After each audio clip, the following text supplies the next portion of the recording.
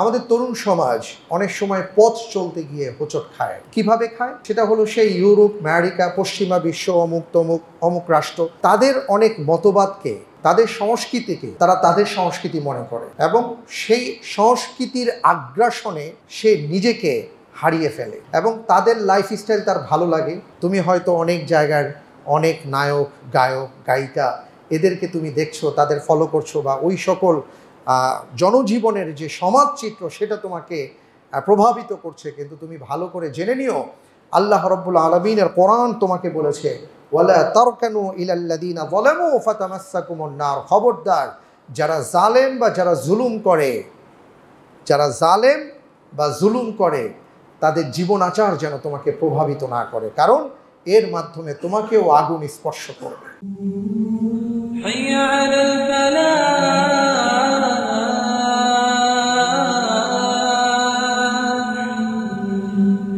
আমরা দেখেছি যে আমাদের এই দেশটাকে গড়ে তোলবার জন্য, দেশটাকে সংস্কার করার জন্য আজকে তরুণ সমাজরা এগিয়ে এসছেন।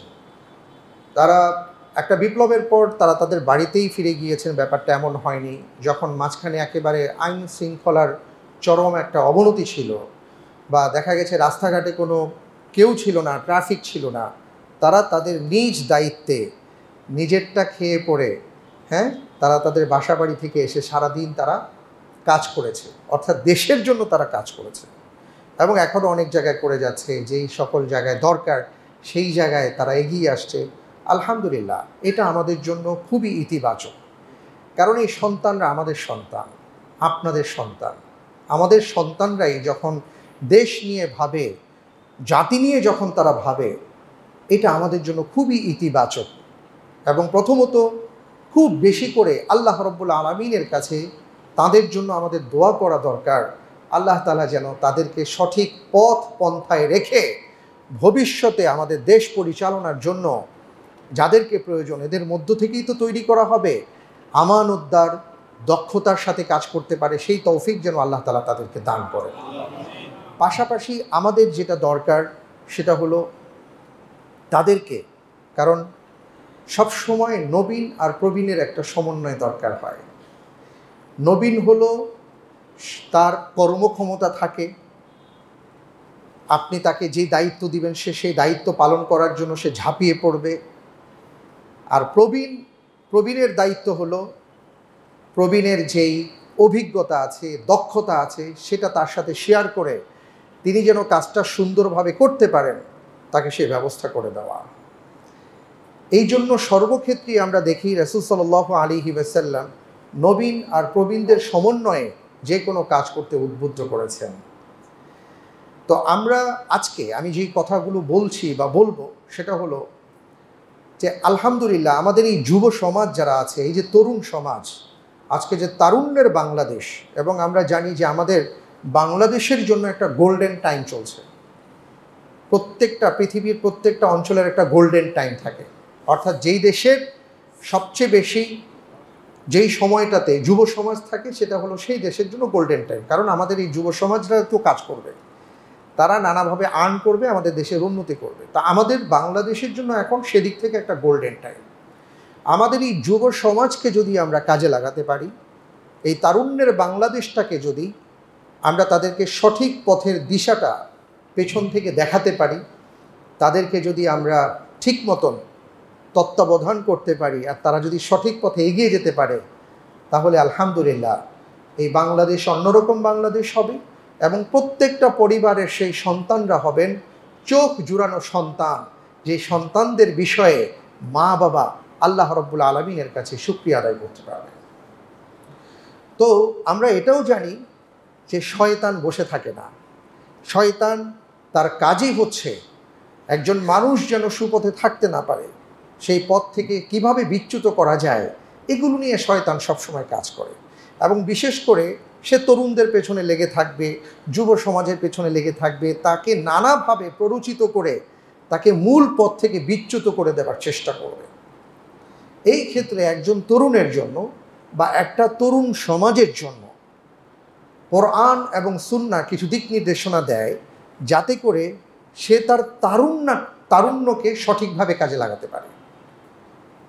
তার এই গোল্ডেন টাইমটাকে সে যেন সঠিক পথ এবং পন্থায় কাজে লাগাতে পারে, এটার জন্য ইসলাম তাদেরকে কিছু দিক নির্দেশনা দিয়েছে। আজকে সেই দিক নির্দেশনা নিয়ে আমি কয়েকটি কথা বলবো কোরআন এবং সুন্নাহর আলোকে। আমরা দোয়া করি আল্লাহ তাআলা যেন আমাদের সবাইকে, আমাদের সন্তানদেরকে, আমাদের অধীনস্থ যারা আছে, যাদের হাতে আমাদের দেশ, এরা যেন সেইভাবে পরিচালিত হতে পারে। আল্লাহ তাআলা যেন শয়তানের বিভিন্ন প্রকার যে ওয়াসওয়াসা আছে, সেই ওয়াসওয়াসা থেকে তাদেরকে আল্লাহ তাআলা হিফাজত করেন। আমরা সবাই বলি আমিন। আমি এই ক্ষেত্রে যেটা বলবো যে তরুণদের যেটা মাথায় রাখতে হবে, মনে রাখতে হবে, কিছু বিষয় থেকে সে সব সময় বেঁচে থাকার চেষ্টা করবে। যদি সে নিজেকে বাঁচিয়ে রাখতে পারে তাহলে ইনশাআল্লাহ তাআলা সেই তরুণ হবে শ্রেষ্ঠ তরুণ, যেই তরুণদের কথা আল্লাহ তাআলা বারবার কোরআনুল কারীমের মধ্যে উল্লেখ করেছেন।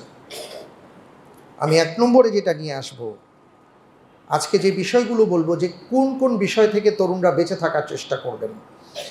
এক নম্বরে যেটা বলতে চাই সেটা হলো সকল ধরনের মাদক নেশাদ্রব্য থেকে তাদেরকে বেঁচে থাকতে হবে। কারণ এখন তাদের যে সময়টা যাচ্ছে, এখন যে বয়সে সে উপনীত হয়েছে, তার আশেপাশে থেকে অনেকভাবে নানাভাবে তাকে প্ররোচিত করা হতে পারে, তাকে উদ্বুদ্ধ করা হতে পারে, তাকে নানাভাবে ফুসলিয়ে ফাসলিয়ে আজকে সিগারেট ধরাও, কালকে ইয়াবা ধরাও, পরের দিন হিরোইন ধরাও, এইভাবে একটা তরুণকে ধ্বংসের দ্বার প্রান্তে নিয়ে যেতে পারে। আমরা দেখেছি যে এমনও হয়েছে যে একটা তরুণী, যে মা বাবা এত কষ্ট করে তাকে লালন পালন করেছে, তাকে সর্বোচ্চ ডিগ্রির জন্য তাকে পড়াশোনা করিয়েছে, সে নেশায় আসক্ত হয়ে সে নিজে তার মা বাবাকে হত্যা করেছে। এটা আমরা দেখেছি। একটা মেয়ের কথা আমরা উল্লেখ করতে পারি। এমন অনেক ছেলের জীবনীতে আমরা পেয়েছি, তরুণ যুবক, যে যুবকদেরকে নিয়ে মা বাবার স্বপ্ন দেখেন, যে যুবকদেরকে নিয়ে মা বাবার স্বপ্ন, এত কষ্ট করে ওকে লালন পালন করে বড় করেছি, এখন সে সংসারের হাল ধরবে, হাল ধরা তো দূরের কথা, সেই যুবক তার মা বাবাকে পিটিয়ে হত্যা করে। এমন অসংখ্য ঘটনা আমাদের কাছে আসে। কেন এটা হয়? কারণ সেই যুবক দেখা গেছে নেশায় আসক্ত হয়ে পড়েছে। নেশার টাকা না পেলে সে আর নিজেকে ঠিক রাখতে পারে না, তখন সে নানা ধরনের অপরাধে জড়িয়ে পড়ে। ইসলাম সুস্পষ্টভাবে বলেছে কুল্লু মুস্কিরিন হারাম, প্রত্যেক নেশাদ্রব্য জাতীয় যা নেশা তৈরি করে সেটা আল্লাহ রাব্বুল আলামিনের পক্ষ থেকে রাসূল সাল্লাল্লাহু আলাইহি ওয়াসাল্লাম হারাম ঘোষণা করেছেন। ওয়ামান শারিবাল খামরা ফিদ দুনিয়া ফামাতা ওয়া হুয়া ইউনহিহা লাম ইয়াশরাবহা ফিল আখিরাহ। রাসূল সাল্লাল্লাহু আলাইহি ওয়াসাল্লাম যে হাদিসের মধ্যে বলেছেন যে কোনো একজন ব্যক্তি সে যদি নেশাগ্রস্ত অবস্থায় মৃত্যুবরণ করেন, তাহলে কিয়ামতের ময়দানে সে আর কখনোই হাউজে কাউসারের পানি তাকে দেয়া হবে না। সে জান্নাতের সুপেয় পানি সে কোনো দিন আর পান করতে পারবে না। নেশার ব্যাপারে অসংখ্য কথা আসছে, এমনও আসছে কেউ যদি নেশাদ্রব্য জাতীয় পান করে, অনেকে আছেন বন্ধুর পাল্লায় পড়ে মজা করে, এইটা করে সেটা করে, অনেকে বলে বন্ধুর পাল্লায় পড়ে দুধ একসাথে বসা ছিলাম, কেমনে কেমনে কি হয়ে গেছে। আপনি জেনে রাখেন যে কেউ যদি নেশার মধ্যে পড়ে যায়, তার 40 দিনের ইবাদত আল্লাহ কবুল করেন না, এবং ওই অবস্থায় তার ঈমান থাকে না। ওই অবস্থায় যদি তার মৃত্যু হয়, ঈমান হারা অবস্থায় তার মৃত্যু হবে।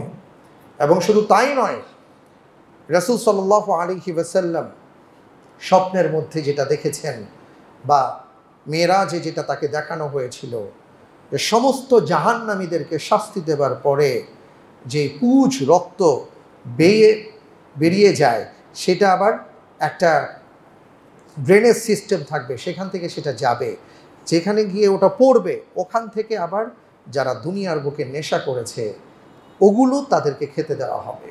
নাউযুবিল্লাহি মিন যালিক, নাউযুবিল্লাহি মিন যালিক। আল্লাহ তাআলা আমাদের সবাইকে হেফাজত করুন, আমাদের তরুণ সমাজকে নেশা থেকে, যাবতীয় নেশা থেকে হেফাজত করুন। আমরা সবাই বলি আমিন। এবং আরেকটা হাদিসের মধ্যে আসছে, রাসূল সাল্লাল্লাহু আলাইহি ওয়াসাল্লাম বলেছেন লা তাশরাবুল খামর ফাইন্নাহা মিফতাহু কুল্লি শাররিন। খবরদার নেশার কাছে যেও না, মদের কাছে যেও না, কারণ এই নেশা সমস্ত অনিষ্টতার চাবি হিসেবে কাজ করে। কারণ নেশা হলে সে যা খুশি তাই করে ফেলতে পারে। এবং আজকে আমরা শুধু এ জাতীয় নেশা না, আরও নানা ধরনের নেশায় ডুবে গেছি। আমাদের অনেক সন্তানেরা আজকে গেমের নেশায় ঢুকে গেছে, সারাদিন গেম খেলতে থাকে। এবং আমরা এটাও দেখেছি কিছু কিছু গেম তো এমন ছিল যেই গেম খেলতে খেলতে খেলতে খেলতে একটা পর্যায়ে সে আত্মহত্যার পথ বেছে নিয়েছে। কারণ ওই গেমের ভেতরে যখন ঢুকে গেছে তখন তাকে সম্মোহিত করে ফেলা হয়েছে, পরবর্তীতে তাকে আত্মহত্যার প্রতি প্ররোচিত করা হয়েছে, সেই সন্তান আত্মহত্যা করেছে। অনেককে পড়াশোনা সব কিছু বাদ দিয়ে সারাদিন শুধু গেমের পিছনে ছুটে থাকতে দেখা যায়। অনলাইনের মধ্যে এমন কিছু জুয়া তৈরি হয়ে গেছে, সারাদিন অনলাইনে এসে পড়ে থাকে। সুতরাং এই ভার্চুয়াল জগতের নেশা থেকেও আমাদের সন্তানদেরকে বাঁচাতে হবে। এমন অনেককে আমরা দেখি সারা দিন খাওয়া নাই, দাওয়া নাই, পড়া নাই, শোনা নাই, কোনো কিছু নাই, অলওয়েজ সব সময় সে তার হাতের মোবাইলটা হাতছাড়া করে না, খালি স্ক্রল করতে থাকে। এবং খাইতে গিয়ে পড়তে গিয়ে সব সময় এই স্ক্রলিং করতে করতে করতে করতে সে ওই জগতে এমনভাবে প্রবেশ করে দুনিয়ার আর কোনো খোঁজ খবর তার থাকে না। এই জাতীয় বিষয়ে এইটাও একটা নেশা। এই নেশা থেকেও আমাদের সন্তানদেরকে বাঁচাতে হবে, সন্তানদেরকে বাঁচতে হবে, যুবকদেরকে বাঁচতে হবে। কারণ তোমাদের জীবনের, তোমাদের সময়ের মূল্য অনেক বেশি। এই সময়টাকে মূল্যায়ন করো, কাজে লাগাবার চেষ্টা করো। আল্লাহ তৌফিক দান করুন। আল্লাহুম্মা আমিন। এরপরে আরেকটা বিষয় বলবো, সেটা হলো আমাদের তরুণ সমাজ অনেক সময় পথ চলতে গিয়ে হোঁচট খায়। তো হোঁচট খেয়ে যেটা করে সেটা হলো, কিভাবে খায় সেটা হলো সেই ইউরোপ, আমেরিকা, পশ্চিমা বিশ্ব, অমুক তমুক অমুক রাষ্ট্র, তাদের অনেক মতবাদকে, তাদের সংস্কৃতিকে তারা তাদের সংস্কৃতি মনে করে এবং সেই সংস্কৃতির আগ্রাসনে সে নিজেকে হারিয়ে ফেলে। এবং তাদের লাইফস্টাইল তার ভালো লাগে, তাদের চলাবলা তার ভালো লাগে এবং সব কিছু তাদের মতন সে করতে গিয়ে অনেক সময় দেখা যায় যে তার মধ্য থেকে যে মানবিকতা, নিজস্বতা বা নিজের যে ক্রিয়েটিভিটি, এগুলো সে একসময় হারিয়ে ফেলে। পরবর্তীতে সে ভিন্ন পথে হাঁটতে শুরু করে। এক কথায় যদি আমরা বলি যে বিজাতীয় সংস্কৃতির যে আগ্রাসন, এই আগ্রাসন থেকে নিজেকে বাঁচিয়ে রাখতে হবে। তুমি হয়তো অনেক জায়গার অনেক নায়ক, গায়ক, গায়িকা, এদেরকে তুমি দেখছো, তাদের ফলো করছো, বা ওই সকল জনজীবনের যে সমাজচিত্র সেটা তোমাকে প্রভাবিত করছে। কিন্তু তুমি ভালো করে জেনে নিও, আল্লাহ রাব্বুল আলামিনের কোরআন তোমাকে বলেছে, ওয়ালা তারকানু ইলাল্লাযীনা যালামু ফাতামাসসাকুমুন নার। খবরদার, যারা জালেম বা যারা জুলুম করে, যারা জালেম বা জুলুম করে, তাদের জীবন আচার যেন তোমাকে প্রভাবিত না করে, কারণ এর মাধ্যমে তোমাকেও আগুন স্পর্শ করবে। এই জন্য আমি আমার যুব সমাজকে বলবো, অনেকের মতবাদ নিয়ে তোমরা পড়াশোনা করো, অনেকের বিষয় নিয়ে তোমাদের অনেক চর্চা হয়ে থাকে। আল্লাহর ওয়াস্তে আগে তুমি যেই ধর্মে বড় হয়েছো, যেই দিন তুমি পেয়েছো, সেই দিনের উপর তুমি একটু পড়াশোনা করো। তোমার জীবন যদি পরিবর্তন করতে হয়, সত্যিকার অর্থে তুমি যদি আদর্শ যুবক হতে চাও, তাহলে এসো, কোরআন তোমাকে আহ্বান করছে, তুমি কোরআন পড়ো। এসো, তুমি রাসূল সাল্লাল্লাহু আলাইহি ওয়াসাল্লামের জীবনী দেখো। আল্লাহর রাসূল সাল্লাল্লাহু আলাইহি ওয়াসাল্লাম একজন যুবকের জীবন কেমন হওয়া উচিত তিনি সেটা দেখিয়ে দিয়েছেন। তিনি তো এমন একটা সমাজে বড় হয়েছেন। আজকে অনেক যুবক বলতে শোনা যায়, হয়তো তারা বলতে পারে যে আমার চারপাশের পরিবেশটা এমন, আমি কিভাবে নিজেকে বাঁচাবো। এটা কি বললেই হয়? হ্যাঁ, বললেই হয়। এটা যে করা যায়, এটা স্বয়ং রাসূল সাল্লাল্লাহু আলাইহি ওয়াসাল্লাম যৌবনে, যুবক বয়সে করিয়ে দেখিয়েছেন। কিভাবে? তুমি তার সিরাত পড়ো, তার জীবনী পড়ো, তুমি দেখবে রাসূল সাল্লাল্লাহু আলাইহি ওয়াসাল্লাম যেই সমাজে বড় হয়েছেন, যেই সমাজে যুবক হয়েছেন, কিশোর থেকে যৌবনে পদার্পণ করেছেন, সেই সমাজটা কেমন ছিল? সেই সমাজটা এমন ছিল, প্রত্যেকটা ঘরই ছিল একটা করে পান্থশালা, প্রত্যেকটা ঘরে মদ তৈরি হতো, প্রত্যেকটা ঘরের বেশিরভাগ মানুষ মদ পান করতো। আমরা যেভাবে পানি পান করি, তারা সেভাবে মদ পান করতো। কিন্তু সেই সমাজের মধ্য থেকে বড় হয়েছেন তিনি, কিন্তু জীবনে কোনো দিন তিনি ওই পানপাত্র স্পর্শ পর্যন্ত করেননি। সুবহানাল্লাহ। তিনি দেখিয়ে দিয়েছেন এটা সম্ভব। ওই সমাজের মানুষগুলো জুয়াকে অবৈধ মনে করতো না, তারা জুয়ার আড্ডায়, মদের আড্ডায় পড়ে থাকতো। কিন্তু রাসূল সাল্লাল্লাহু আলাইহি ওয়াসাল্লাম কোনো দিন এই জাতীয় খেলার ধারের কাছে তিনি যাননি। তিনি যদি পারেন, তাহলে তার জীবনী পড়ো, তাহলে তোমার মনের মধ্যে আসবে এটা, হ্যাঁ, তিনি পারলে ইনশাআল্লাহ আমিও তো চেষ্টা করতে পারবো। তো এই জন্য আমাদের লাইফস্টাইলটাকে যদি চেঞ্জ করতে হয়, আদর্শিকভাবে যদি আমি কাউকে আদর্শ হিসেবে গ্রহণ করতে চাই, তিনি হলেন মুহাম্মদ রাসূলুল্লাহ সাল্লাল্লাহু আলাইহি ওয়াসাল্লাম। তৃতীয়ত যেটা বলবো সেটা হলো, আমাদের যুব সমাজের একটা বড় অংশ আজকে নানাভাবে তাদের সময়টাকে তারা অতিবাহিত করে। আলহামদুলিল্লাহ, বর্তমান সময়ে আমরা দেখতে পাচ্ছি যে ওগুলোর চেয়ে দেশের প্রতি, সমাজের প্রতি তাদের চিন্তাধারাটা তারা আলহামদুলিল্লাহ অনেকটা বদলেছেন এবং তারা দেশের প্রতি মনোনিবেশ করেছেন। এটাই হওয়া চাই। কিন্তু আমরা এটাও দেখেছি যে আমাদের যুব সমাজের একটা বিশাল অংশ, কোথাও ডিজে পার্টি হচ্ছে, কোথাও গান বাজনার আয়োজন হচ্ছে, কোথাও কনসার্টের আয়োজন করা হয়েছে আর কি। এই যে তারপরে এই দিবস সেই দিবস, নানা ধরনের দিবস আসে বাংলাদেশে। এই দিবসগুলো পালন করতে গিয়ে আমাদের যুব সমাজ এমনভাবে হারিয়ে যায় যেটা আমাদের আফসোসের কারণ হয়। আমাদের মা বাবাদের চোখের পানি, অশ্রু গড়িয়ে পড়ে দুঃখে কষ্টে। এটা কেন হয়? এগুলো তো আমাদের কালচার না, আমাদের বাংলাদেশেরও কালচার না, আমাদের ইসলামী কালচার না। তাহলে এটা কোত্থেকে আসলো? এটাও একটা আগ্রাসনের কবলে আমরা পড়ে গেছি। সেই আগ্রাসনটা হলো আকাশ সংস্কৃতির আগ্রাসন। মাথায় রাখতে হবে, আমাদের পাশে যারা, চারপাশে যাদের বসবাস, যারা থাকে, আমরা ভালো থাকি, এরা আসলে কতটা চায় এটা এখন অনেকভাবেই প্রশ্নবিদ্ধ।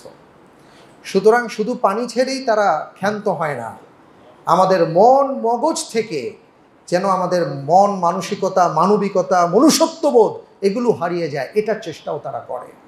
এই জন্য যত ধরনের কূটনামি আছে, ছলচাতুরি আছে, খারাপ কিছু আছে, যত অপরাধ আছে, এই নানা ধরনের সিনেমা, নাটক, ওয়েব সিরিজ ইত্যাদি নামে আমরা দেখি আকাশ সংস্কৃতির যে একটা আগ্রাসন আমাদের দেশে চলছে বা চলমান, ওটার কবলে পড়েও আমাদের যুব সমাজ অনেক সময় হারিয়ে যায়। আমাদেরকে এই বিষয়গুলো থেকে বেঁচে থাকতে হবে। আমার ভাবতে হবে যে আমি যেই দিনের উপর আছি, আমি যেই জীবন বিধানের উপর আছি, এই ক্ষেত্রে আমার জীবন বিধান আমাকে কি বলেছে, ইসলাম কি বলেছে, আমি কি এটা করতে পারি, আমার দ্বারা কি এটা সম্ভব? আজকে ঘরে ঘরে আমরা দেখেছি, বিশেষ করে আমি আমার মা বোনদের উদ্দেশ্যে অত্যন্ত শ্রদ্ধার সাথে, বিনয়ের সাথে বলতে চাই, আপনারা অনেক সময় এমন অনেক নাটক, সিনেমা দেখেন। প্রথমত এটা কি আসলে দেখা, এটা কি দেখা জায়েজ? আপনি আগে জিজ্ঞেস করুন আপনার দিনকে, আপনার ইসলামকে। এটা কি আপনি দেখতে পারেন? না, আপনি দেখতে পারেন না। দ্বিতীয় বিষয় হলো, আপনি যা দেখছেন এখান থেকে আসলে কি শিখছেন বা আপনাকে কি শেখানো হচ্ছে? যত ধরনের কূটনামি আছে, যত ধরনের ছলচাতুরি আছে, এগুলো শেখানো হচ্ছে, সব নেগেটিভ বিষয়গুলো। তৃতীয়ত আমি যেটা লক্ষ্য করি সেটা হলো, বিভিন্ন চ্যানেল খুললেই আপনি দেখবেন যে মূর্তি পূজা, নানা ধরনের মূর্তির বিষয় এগুলো দেখানো হয়। আপনি খেয়াল করে দেখেন, আপনি নিজে মূর্তি পূজা করেন না, আপনি এটা স্বীকার করেন, ইসলাম এটাকে ঘৃণা করে। আল্লাহ তাআলা সুস্পষ্টভাবে বলেছেন, প্রত্যেক নবী রাসূলগণ আল্লাহর কাছে দোয়া করেছেন, রব্বুল আলামিন আপনি আমাকে রক্ষা করুন, এই মূর্তি থেকে, প্রতিমা থেকে আপনি আমাকে বাঁচান। সেই মূর্তি আর প্রতিমা আজকে আমাদের প্রত্যেকের ঘরে ঘরে প্রবেশ করে, আমাদের গায়েও লাগে না, আমরা কিন্তু বুঝতেও পারি না, কারণ এটা তখন আমার কাছে খারাপ লাগে না। এইভাবে আমাদের ভেতরে শিরিক ঢুকে এবং আকাশ সংস্কৃতির আগ্রাসনে পড়ে আমরা আমাদের স্বকীয়তা, আমাদের ঈমান, আমরা আমাদের সব কিছুকে হারিয়ে ফেলি। আল্লাহ তাআলা আমাদেরকে হেফাজত করুন, আমরা সবাই বলি আমিন। এবং এই ক্ষেত্রে যেটা বলবো যে এই যে যাদের নাটক, সিনেমা দেখে আমাদের ছেলে মেয়েরা, ওয়েব সিরিজ দেখে, তাদের জীবনী দেখে, তাদের অভিনয় দেখে তারা হাসে, তারা কান্না করে, কিন্তু আসলে তারা কারা, তারা কি করছে?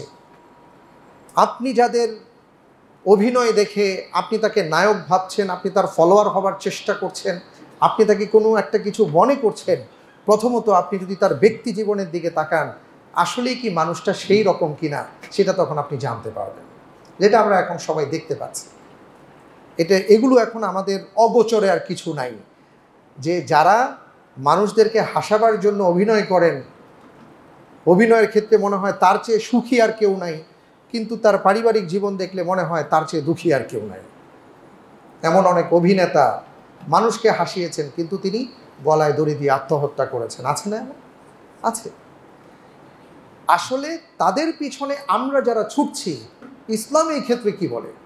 ইসলাম এটাই বলে, ওয়ামিনান নাসি মান ইয়াশতারি লাহওয়াল হাদিস লিউদিল্লা আন সাবিলিল্লাহ লিউদিল্লাকা আন সাবিলিল্লাহ বিগাইরি ইলমিন ওয়া ইয়াত্তাখিযাহা হুজুয়া উলাইকা লাহুম আযাবুন আলীম। যে সকল মানুষগুলো লাহওয়াল হাদিস বলতে এখানে বলা হয়েছে একেবারে অনর্থ কথা, অনর্থ কাজ, এমন যা কিছু আছে যেটা পাপ এবং পাপ কাজে আপনাকে উদ্বুদ্ধ করে, এগুলো আপনাকে আল্লাহর পথ থেকে বিচ্যুত করে দেওয়ার চেষ্টা করে। এক সময় দেখা যাবে আপনার কাছে একটা কিছু এত ভালো লাগছে, ইভেন আমি এটা খেলার কথাও বলবো, যে আপনাকে এমনভাবে আসক্ত করে রেখেছে আপনি ওটা বাদ দিয়ে উঠতে পারছেন না, পড়তে পারছেন না, নামাজ পড়তে পারছেন না, তিলাওয়াত করতে পারছেন না, মা বাবার কথা শুনতে পারছেন না। একজন ঘরে অসুস্থ ব্যক্তি আছে, তার জন্য আপনি একটা ওষুধ আনবেন, সেটা বলছেন একটু পরে যাচ্ছি। এই যে আপনাকে এইভাবে আসক্ত করে রেখেছে, আপনি কিসের মধ্যে পড়ে আছেন? আরে সে তো আপনাকে ধ্বংস করে দিচ্ছে, সে তো আপনাকে শেষ করে দিচ্ছে, আপনি টের পাচ্ছেন না। সুতরাং এখান থেকে বের হয়ে আসতে হবে, এই জগৎ থেকে বের হয়ে আসতে হবে, বাস্তব জীবনে পদার্পণ করুন। মানুষের মতন মানুষ হতে চাইলে ওই সকল মানুষের জীবনী পড়ুন, জীবনী দেখুন, জীবনী শুনুন যারা আলোর পথ দেখিয়েছেন। আর এই ক্ষেত্রে সবার আগে যিনি দেখিয়েছেন এই পথ, তিনি হলেন মুহাম্মদ রাসূলুল্লাহ সাল্লাল্লাহু আলাইহি ওয়াসাল্লাম। এবং প্রত্যেক নবী রাসূলগণের জীবনী আপনি দেখলে এগুলো সব পাবেন। হযরত ইউসুফ আলাইহিস সালাতু ওয়াস সালামের জীবনী যদি আপনার সামনে আসে, আপনি দেখবেন কিভাবে একজন যুবক তিনি তার যৌবনকে আল্লাহর পথে ব্যয় করেন, একজন যুবক কিভাবে তার সময়টাকে কাজে লাগান। রাসূল সাল্লাল্লাহু আলাইহি ওয়াসাল্লাম কিশোর থেকে যৌবনের এই সময়টাতে তিনি অনেক কাজ করেছেন, সেটা আপনারা জানেন। হিলফুল ফুজুলের কথা জানেন, যে হিলফুল ফুজুলে গুরুত্বপূর্ণ 17টা বিষয় ছিল, এর মধ্যে 6টা বিষয় তো একেবারে আমাদের সমাজের সাথে মিলেমিশে একাকার। যে একজন মানুষ যদি বিপদে পড়ে যান, এই যে আজকে ত্রাণ কাজে সবাই সহযোগিতা করছেন, হিলফুল ফুজুল থেকে আমরা এটা পাই। রাসূল সাল্লাল্লাহু আলাইহি ওয়াসাল্লাম 1500 বছর আগে বিপন্ন মানুষের পাশে দাঁড়াবার জন্য একটা সংগঠন করেছেন। কেউ সমাজে যেন অকারেন্স করতে না পারে, কোনো ধরনের অন্যায় করতে না পারে, অন্যায়কে রোধ করার জন্য, সমাজের মাস্তানদেরকে সমাজ থেকে তাড়িয়ে দেওয়ার জন্য হিলফুল ফুজুল প্রতিষ্ঠার অন্যতম কারণ ছিল। অর্থাৎ যতগুলো ভালো কাজ এই কিশোর বয়সে রাসূল সাল্লাল্লাহু আলাইহি ওয়াসাল্লাম সংগঠন করে এটা বাস্তবায়ন করেছেন। আমাদের যুবকদের এখান থেকে অনেক কিছু নেবার আছে। তিনি এই বয়সে তিনি দেখা গেছে ব্যবসা করেছেন, কিন্তু কিভাবে সৎ এবং সততার সাথে, আমানতদারিতার সাথে ব্যবসা করতে হয় তিনি দেখিয়ে দিয়েছেন। সবাই গিয়ে তার দোকানে ভিড় করত, কারণ এই পুরো মার্কেটে সেই সময়ের ওই পুরো বাজারের মধ্যে এই কথা সবাই জানতো যে একজন মানুষ আছে যার প্রোডাক্ট কেনার ব্যাপারে তুমি চোখ বন্ধ করে কিনতে পারো। কেন? কারণ তিনি তার দোষও বলে দিবেন, গুণও বলে দিবেন।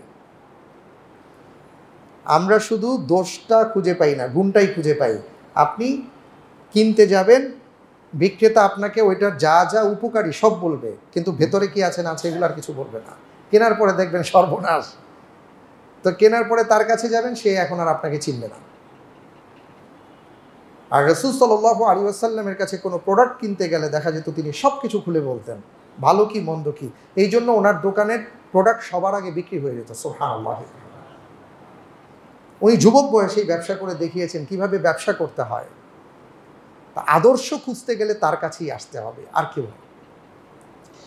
এরপরে আমি বলবো যে আরও একটা বিষয় আছে যেটা আমাদের যুবকদেরকে আষ্টে পৃষ্ঠে জড়িয়ে রাখে এবং তাকে একটা পর্যায়ে খুব আত্মকেন্দ্রিক বানিয়ে ফেলে এবং সে নিজেকে ছাড়ার কোনো কিছু ভাবতে পারে না, এবং একটা পর্যায়ে দেখা যায় যে সে তার পরিবারের সদস্যদেরকেও পর ভাবে। কারণ কি?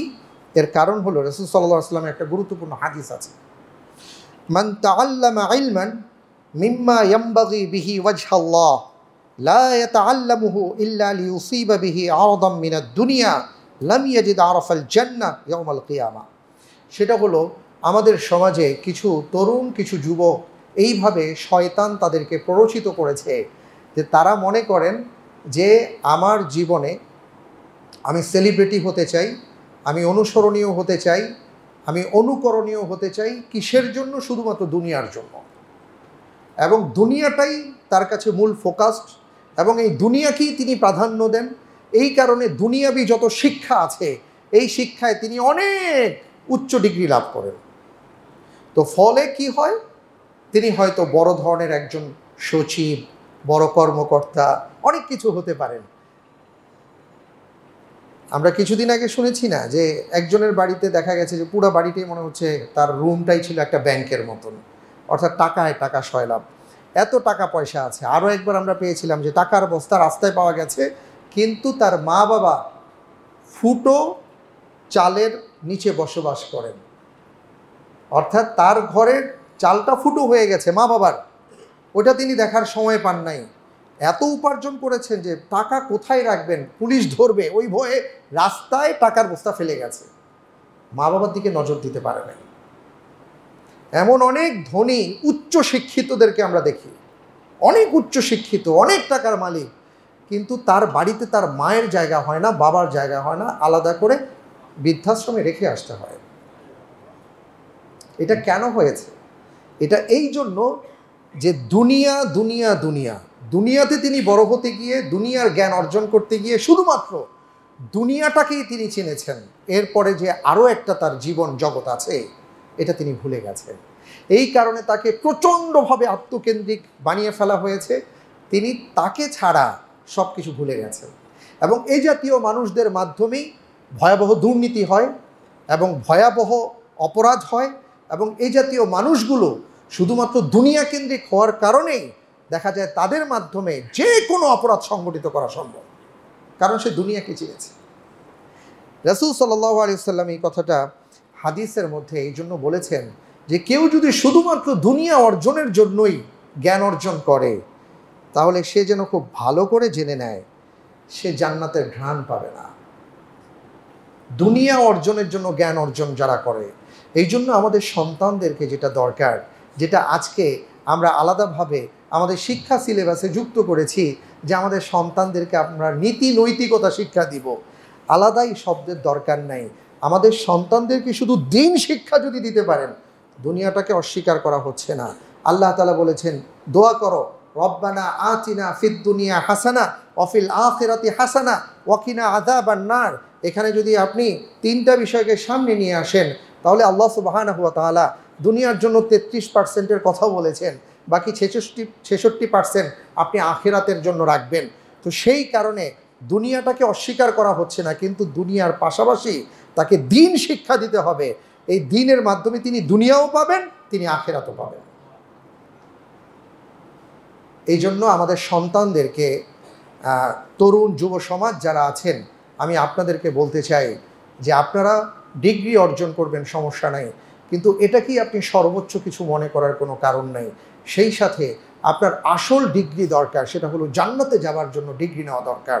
ওই ক্ষেত্রে কি কি করণীয়, এই কারণে আপনি দিন লাভ করুন, দিন শিক্ষা করুন, দুনিয়াও শিক্ষা করুন, ইনশাল্লাহ আপনি ভালো মানুষ হতে পারবেন। আল্লাহ তাআলা সেই তৌফিক দান করুন, আমিন। এরপরে যেটা বলবো সেটা হলো, বিশেষ করে আমাদের সমাজে আমরা বর্তমানে দেখতে পাই অনেকের ক্ষেত্রে এমন সব পোশাক আশাক, অশ্লীল পোশাক দেখা যায়। বিশেষ করে আমাদের ছোটো বোনদের ক্ষেত্রে আমরা দেখি, মেয়েদের ক্ষেত্রে দেখি যে এমন সব পোশাক আশাক তারা পরিধান করে, যেটা তারা নিজেরাও নিজেদের ক্ষতি করছেন এবং সমাজেরও ক্ষতি করছেন। কোরআন সুস্পষ্টভাবে বলেছে, দেখেন, শয়তান প্রথম যে অস্ত্রটা ব্যবহার করেছিল সেটা হলো হযরতে আদম এবং হাওয়া আলাইহিমুস সালাতু ওয়াস সালামের পোশাক সে খুলে ফেলেছিল। এমনভাবে প্ররোচিত করেছিল, সেই প্ররোচনায় পড়ে আদম আলাইহিস সালাতু ওয়াস সালাম যখন আল্লাহ কর্তৃক যেটা নিষিদ্ধ ছিল সেটা তিনি ইজতিহাদ করেছিলেন, তার মনে হয়েছিল যে এটা করা যেতে পারে। তিনি যখন সেই কাজটা করেছিলেন, সাথে সাথে তাদের পোশাক খুলে গিয়েছিল। তো শয়তানের কারসাজি ছিল এটা, সে কখনোই চাইবে না বনি আদমের গায়ে পোশাক থাকুক। সে নানাভাবে আমাদের গা থেকে পোশাক খুলে ফেলতে চায়, আমাদের শরীর থেকে পোশাকটাকে খুলে ফেলতে চায়, এবং সে নানাভাবে আমাদেরকে অশ্লীলতার দিকে ধাবিত করে। আমাদের সজাগ হতে হবে, আমাদের সচেতন হতে হবে। আল্লাহ সুবহানাহু ওয়া তাআলা বলেছেন, ইয়া বানি ক্বাদ আনজালনা আলাইকুম লিবাসান ইওয়ারি সাওআতিকুম ওয়া রিশা ওয়া লিবাসুত তাকওয়া যালিকা খায়র। হে বনি আদম, আমি তোমাদের জন্য পোশাক নাজিল করেছি। আল্লাহ তাআলা পোশাক জান্নাত থেকে পাঠিয়েছেন। এটা নাজিলকৃত বিষয়, এটা দুনিয়ার মানুষের আবিষ্কার কোনো বিষয় নয়। সুতরাং পোশাকের ব্যাপারে আমাদের সচেতন হতে হবে, কারণ আল্লাহ তাআলা এটাও বলেছেন, লা ইয়াফতিনান্নাকুমুশ শাইতান কামা আখরাজা আবাওয়াইকুম মিনাল জান্নাহ ইয়ানজিউ আনহুমা লিবাসাহুমা লিউরিয়াহুমা সাওআতিহিমা। এই আয়াতের মাধ্যমে আল্লাহ তাআলা বলছেন, খবরদার তোমাদেরকে যেন শয়তান সেইভাবে পরীক্ষায় ফেলতে না পারে, বিপদে ফেলতে না পারে, যেভাবে আদম আলাইহিমুসসালাতু ওয়াসসালাম এবং হাওয়া আলাইহিসসালাতু ওয়াসসালামকে বিপদে ফেলে দিয়েছিল, তাদের পোশাক খুলে ফেলেছিল। এই জন্য আমাদের এই সমাজকে খুব সচেতন থাকতে হবে, তরুণ সমাজকে। আমার পোশাক আশাক সবসময় যেন ভদ্র থাকে, এমন শালীন থাকে, যেই পোশাক ইসলাম বলেছে সেই ধরনের পোশাক যেন আপনারা পরিধান করতে পারেন, সেই চেষ্টা করবেন। আল্লাহ তাআলা সেই তৌফিক দান করুন, আমিন।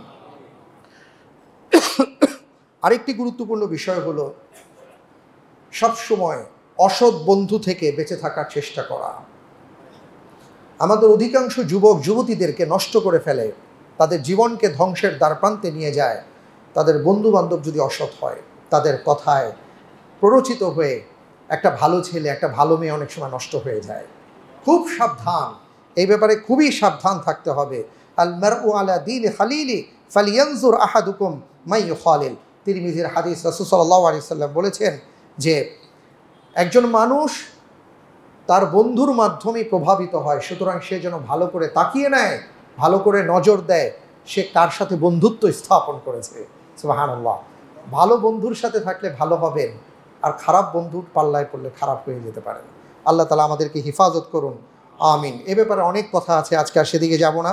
এরপরে যেটা বলতে চাই সেটা হলো, খবরদার ব্যভিচার তো দূরের কথা, ব্যভিচার হতে পারে ওই রাস্তায় হাঁটা যাবে না। আল্লাহ তাআলা বলেছেন, ওয়ালা তাকরাবুজ জিনা ইন্নাহু কানা ফাহিশা ওয়া মাকতান ওয়া সাআ সাবিলা।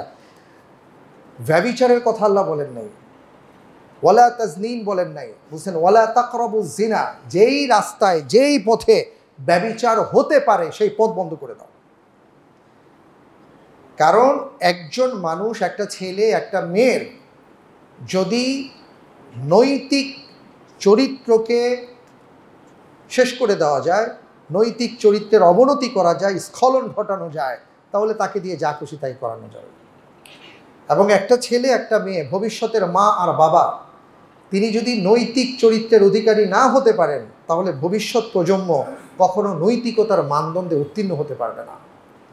এই জন্য ইসলাম এই ব্যাপারে অনেক কথা বলেছে, খুব গুরুত্ব দিয়ে বলেছে। আমি শুধু আমার তরুণ তরুণী যুবক ভাই বোনদেরকে বলবো, খবরদার ব্যভিচারের ধারের কাছে যাবেন না। একটা কথা মনে রাখবেন, আন তা'বুদাল্লাহা কাআন্নাকা তারা ফাইন লাম তাকুন তারা ফাইন্নাহু ইয়ারাক। অনেক সময় এমন সময় আসবে, সুযোগ আসবে, এমন এমন সুযোগ আপনার কাছে আসবে, আপনি এখন যা খুশি তাই করতে পারেন, কেউ দেখছে না, দেখার সুযোগ নাই। মনে রাখবেন, আল্লাহর রসুল বলেছেন, আল্লাহকে এমনভাবে ভয় করো তুমি যেন আল্লাহ তাআলাকে দেখছো।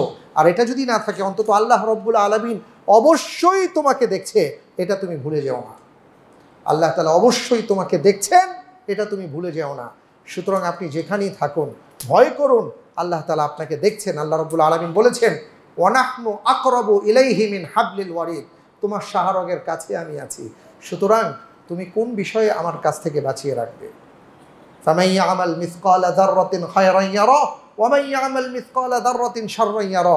তুমি যদি জাররা পরিমাণ, জাররা অর্থাৎ এর চেয়ে ছোট অংশের হতে পারে না, এতটুকু পরিমাণ যদি খারাপ কিছু করে থাকো, সেটাও আমি আল্লাহ প্রকাশ করে দিব। আল্লাহু আকবার।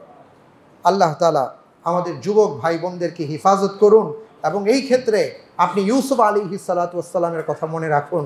হযরত ইউসুফকে যখন ডাকা হয়েছিল, কেউ ছিল না, বলা হয়েছিল হাইতালাক, কাছে এসো, তিনি বলেছেন মাআযাল্লাহ, আমি আল্লাহ রব্বুল আলামিনকে ভয় করি এবং তোমার কাছ থেকে আল্লাহর কাছে পানা চাই। আপনি যদি এমন হতে পারেন, তাহলে আপনি হবেন মুস্তাজাবুদ দাওয়া। এই সমাজে আপনার চাইতে বড় আল্লাহওয়ালা আর কেউ হতে পারবেন না। আপনি যা দোয়া করবেন আল্লাহ তাআলা সেই দোয়া কবুল করবেন। আল্লাহ তাআলা এমন চরিত্রের অধিকারী আমাদের বাংলাদেশের যুবক আর যুবতীদেরকে বানিয়ে দিন। আমরা সবাই বলি আমিন। আরেকটা বিষয় বলবো, সেটা হলো এমন কোনো আচরণ করা যাবে না যার মাধ্যমে লজ্জাহীনতা প্রকাশ পায়। রাসূল সাল্লাল্লাহু আলাইহি ওয়াসাল্লাম বলেছেন, ইন্না লিকুল্লি দীনিন খুলুকান ওয়া খুলুকুল ইসলামি আল হায়া। প্রত্যেকটা দিনেরই কিছু সৌন্দর্য আছে, প্রত্যেকটা ধর্মের কিছু সৌন্দর্য আছে, আর আমাদের এই ইসলামের সৌন্দর্য হলো লজ্জাশীলতা।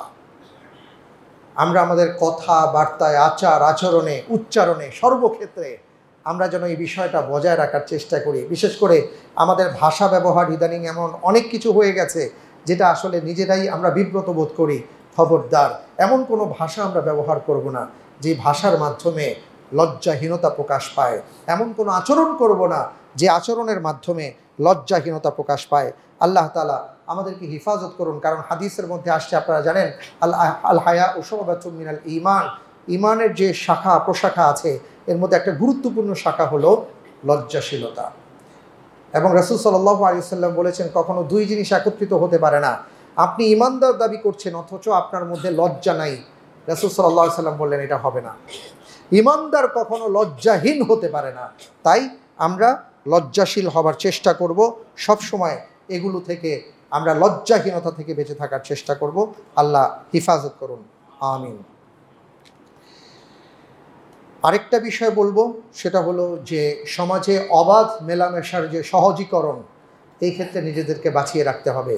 ওয়ালা তাকরাবুজ জিনা, ব্যভিচার হতে পারে এমন যত রাস্তা আছে সেই রাস্তায় হাঁটা যাবে না। আজকে যাবেন, কালকে আরেকটু এগোবেন, এর পরের দিন হাত ধরা হবে, অনেক কিছু হবে। খবরদার, আমাদের বেঁচে থাকতে হবে, আল্লাহকে ভয় করতে হবে। আল্লাহ তাআলা আমাদের সবাইকে হিফাজত করুন, আমিন।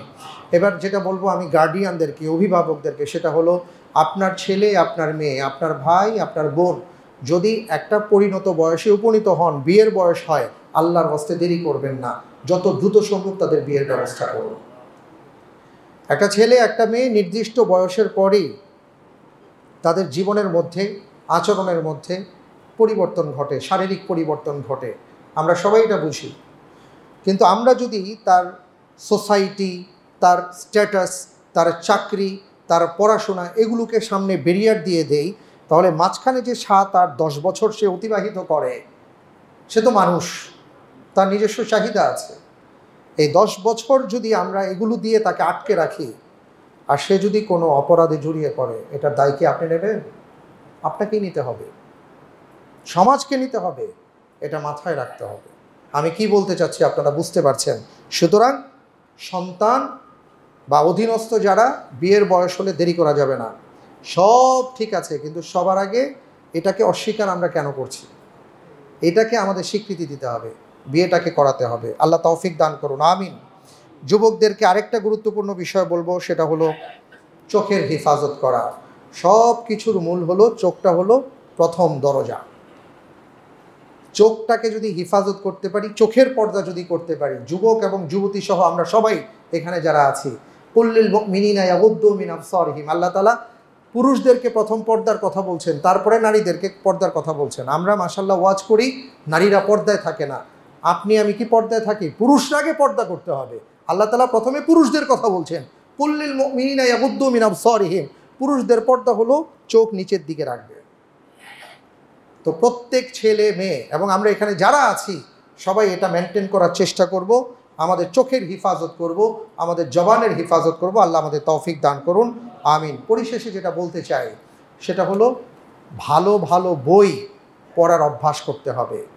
এবং এই ক্ষেত্রে আমরা আমাদের ছেলেদেরকে, আমাদের যুবক যুবতী ভাই বোনদেরকে বলবো, সবার আগে আপনি কোরআন পড়বেন, রসুলের জীবনী পড়বেন, সাহাবাই কেরামের জীবনী পড়বেন এবং বিভিন্ন নবী রসুলগণের জীবনী পড়বেন। দেখবেন আপনি আদর্শ মানবী হতে পারবেন। যদি এইভাবে আমাদের সমাজ গড়ে উঠতে পারে, ইনশাআল্লাহ আপনাদের হাতেই দেশ, পথ হারাবে না বাংলাদেশ।